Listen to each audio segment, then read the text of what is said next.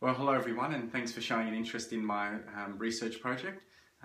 The purpose of the project was to see if there's a link between running performance and the number of training sessions completed. If you have any questions as we go, please feel free just to ask myself directly. My name's Bernie Humphreys. I'm a student at Charles Darwin University and studying a Bachelor of Exercise and Sports Science. Now, you've probably heard from coaches and other experts. They talk about consistency as being the key to achieving good results in any exercise, whether it's running or cycling or swimming. Yet most athletes, in particular amateur athletes, seem to lack this consistency. Whether that's a lack of motivation or a lack of discipline or whatever the reason is, it seems that they don't always complete the required number of training sessions as prescribed.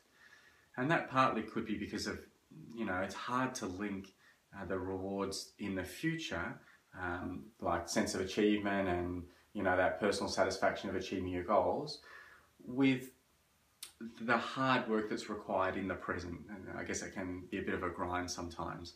And so what I was hoping to do was to show some empirical evidence that, by performing, regular training and completing regular training sessions, that there would be an improvement in performance. So something to sort of look forward to.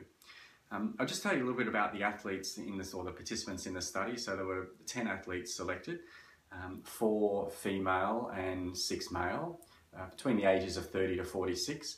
Now, all of these athletes have qualified for the 2015 World Duathlon Championships, which is to be hosted in Adelaide later this year. Now, they've qualified for the same event, standard distance, which is a 10-kilometre run, 40-kilometre cycle, followed by a 5-kilometre run. They all come from the same running and triathlon club based in Sydney called Pulse Performance. They've got the same coach, the same training program, which includes 4 run sessions per week. And so we've got some consistency there with the data. Now, what we asked them to do was to run at 5K, run a 5K time trial at race pace. We recorded the results, and then around 8 weeks later, we got them to again run another 5K time trial, again at race pace, recorded those results. Now, not everyone could complete the 2 5-kilometre efforts exactly 8 weeks apart. Some were 7 weeks, some were 9 weeks. So to allow for the difference, we just noted down the number of training sessions in between, which was the point of the comparison, was to see if number of training sessions would improve or what effect that would have on running performance. Now, each of the 5K efforts were completed at a fun run hosted by Park Run at Rhodes in New South Wales.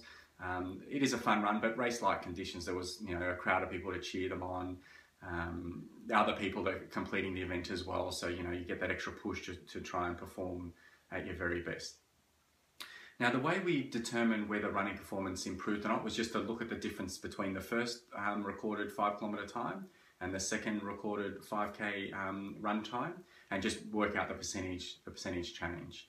And then, as I mentioned, we charted that against how many run sessions they complete. I'll just take you through the graph here, and it might be a little bit hard to see from where you are, but in your handouts you should find the same chart. So if you find it a bit difficult to see, just refer to the chart that you have there. The columns represent running performance, so that percentage improvement, or perhaps otherwise not improvement, in running performance. And the blue line that you see is the number of training sessions completed.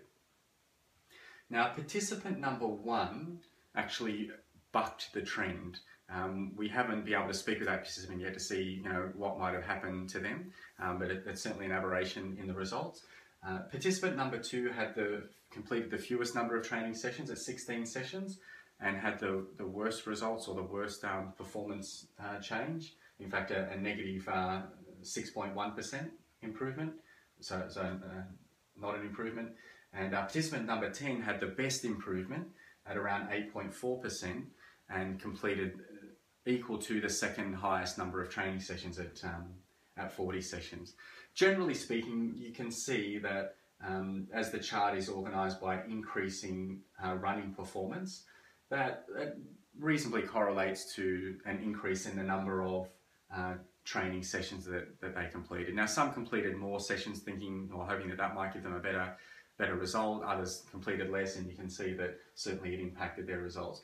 And as I say, results improved to varying degrees depending on how many training sessions they completed.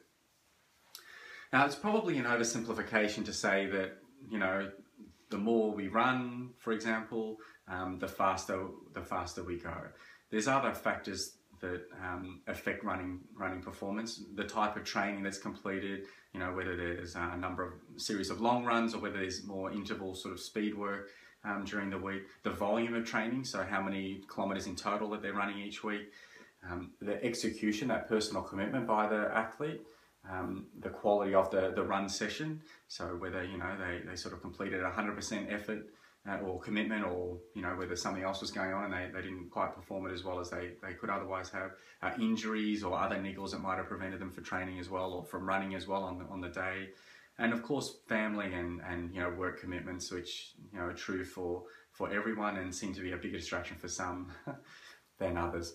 It's also possible that, you know, a faster runner might need to run, you know, a minimum number of sessions every week just to maintain their time, as compared with a slower runner who possibly would see great percentage improvement even with a modest number of training sessions. So there's a number of factors to think about then. I think more studies are needed, you know, in terms of determining the optimal quality and quantity of training sessions. And we certainly need more of that empirical evidence. There's just not enough out there at the moment. Overall, the results seem to support findings that, you know, more training sessions equals more running performance, I guess, to some theoretical maximum. And as I say, hopefully, you know, we can get more studies of this done to inspire athletes to train more regularly and with more consistency. Do you have any questions? No?